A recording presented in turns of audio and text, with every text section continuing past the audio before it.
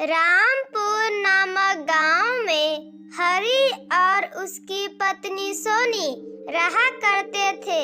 वे दोनों अलग अलग कंपनी में काम करते। सोनी ऑफिस से आकर घर का भी काम करती, इसीलिए उसकी तबीयत खराब रहा करती थी। हरि, अब मुझसे घर का काम नहीं होगा। मैं ऑफिस का काम करते करते बहुत थक जाती हूँ। ऊपर से घर आकर भी घर का भी काम करना पड़ता है। वो तो है, तुम्हें ऑफिस से काम करके घर का भी काम करना पड़ता है, इसीलिए तुम आए दिन बीमार रहती हो। आजी, मैं तो कहती हूँ हम एक नौकरानी रख लेते हैं, इससे घर का भी सारा काम हो जाएगा और मैं अपना ध्यान भी रख पाऊंगी। हाँ, तुम बात तो सही कह रही हो। चलो ठीक है, हम एक नौकरानी रख लेते हैं। हरि और सोनी अपने ऑफिस के काम से बाहर चले जाते हैं। ऐसे ही कुछ दिन बीत जाते।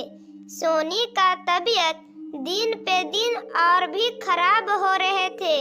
फिर एक दिन, हरि, मैं तो कह रही हूँ हमें जल्दी से जल्दी एक नौकरानी ढूंढ कर रख लेना चाहिए। हाँ सोनी, तुम चिंता मत करो, धैर्य रखो, हमें नौकरानी बहुत जल्द मिल जाएगी। हरि और सोनी बात कर ही रहे थे कि तभी उन्हें दरवाजा खटखटाने की आवाजें सुनाई देती है।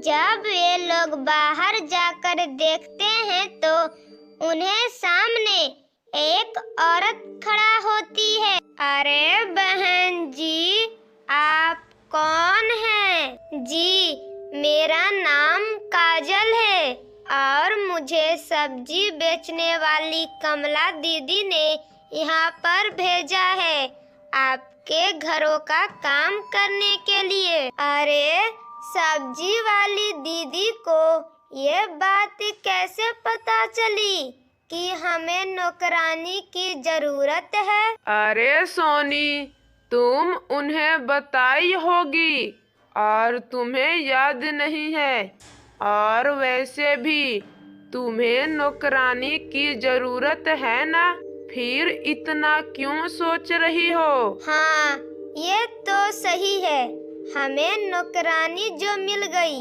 और बताओ काजल, घर के झाड़ू पोछा बर्तन और अच्छा खाना बना लेती हो ना?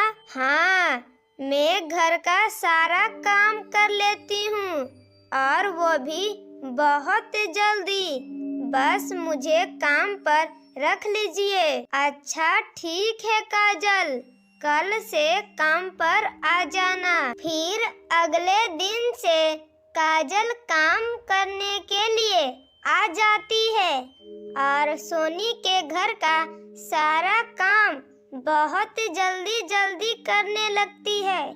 तभी काजल के पास सोनी आती है। अरे सुनो काजल, जल्दी से रसोई में जाकर हमारे लिए खाना बना दो, हमें ऑफिस जाना है। जी मालकिन, अभी जाकर रसोई में मैं खाना बना देती हूँ। फिर काजल जल्दी से किचन में जाकर खाना बनाने लगती है और कुछ देर बाद सोनी किचन में आती है और तभी काजल सारा खाना बनाकर तैयार कर देती है। उसे देखकर सोनी हैरान हो जाती है। अरे वाह काजल, तुमने सारा खाना बना लिया और वो भी इतनी जल्दी। तुम्हारी हाथ तो बहुत जल्दी जल्दी चलती है। अरे नहीं मालकिन, वे बात नहीं है, मुझे जल्दी काम करने की आदत है, इसीलिए कोई भी काम फटाक से कर देती हूँ। तभी सोनी को एक फोन आता है और उसे सारे काम घर से ही करने की मिल जाती है। वह उसे अब ऑफिस भी नहीं जाना था। सुनो काजल, तुम जल्दी से हरी को खाना दे दो। फिर काजल जल्दी से हरी को खाना परोस देती है। हरी खाना खाकर ऑफिस चला जाता है और सोनी अपने कमरे में काम करने चली जाती है और काजल अपना काम करने लगती है। फिर ऐसे ही कुछ दिन बीत जाते हैं। रात का समय था। सभी लोग खाना खाकर सो रहे थे कि तभी सोनी को डरावनी आवाजें सुनाई देती है। वह तुरंत उठकर किचन में जाकर देखती है। वहाँ पर एक चुड़ैल रहती है। चुड़ैल को देखकर उसके सर से बाल ही गायब हो जाते हैं। चुड़ैल को देखकर सोनी जोर जोर से चिल्लाने लगती है कि तभी वहाँ पर हरी आता है। चुड़ैल, हरी, यहाँ पर चुड़ैल है, चुड़ैल है। मैंने अपनी इन दोनों आँखों से देखा है। अरे ये क्या बोल रही है सोनी? यहाँ पर तो कोई नहीं है। हाँ मालकिन, यहाँ पर मेरे अलावा कोई नहीं है। आपने हो ना हो कोई डरावनी सपना देखा होगा। चलो सोनी, तुम्हारा ये दिमाग दिन पे दिन और भी खराब होता जा रहा है। चलो जाकर सो जाओ। फिर अगले दिन सोनी काजल के सामने बैठकर उसे देख रही थी। काजल बाहर का काम खत्म करके किचन में जाने लगती है और काजल का पीछा करते करते सोनी भी वहां पहुंच जाती है। काजल किचन में जाकर एक चुड़ैल में बदल जाती है और काम करने लगती है।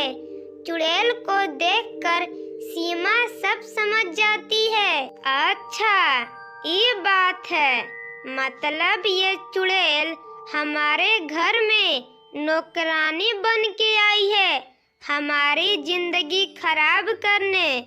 मैं अपने हाथों से तुम्हें इतना पीटूंगी चुड़ैल, बस रात हो जाने दे। फिर सोनी अपने कमरे में जाकर हरी को फोन करके सारी बातें बताने लगती है। हरी अपने ऑफिस से निकलकर एक बाबा के पास जाता है और उन्हें सारी बातें बताता है। फिर बाबा उसे भभूति देते हैं। हरी उस भभूति को लेकर घर आ जाता है और शाम होने पर सोनी अपने हाथों में मोटा सा डंडा लेकर किचन में जाती है और उस चुड़ैल को पीटने लगती है। जल्दी से हरी वहां आकर चुड़ैल पर वह भभूति फेंक देता है। चुड़ैल पर भभूति पड़ते ही उसमें आग जलने लगती है और वह चिल्लाने लगती है, मैं तुम्हें छोड़ूंगी नहीं सोनी, मैं तुम्हें छोड़ूंगी नहीं। तुम लोगों ने मिलकर मुझे मारा ना, मैं दोबारा आऊंगी और तुम दोनों को खत्म कर दूंगी। चिल्लाते चिल्लाते चुड़ैल वहीं जलकर मर जाती है और उन्हें उस नौकरानी चुड़ैल से मुक्ति मिल जाती है।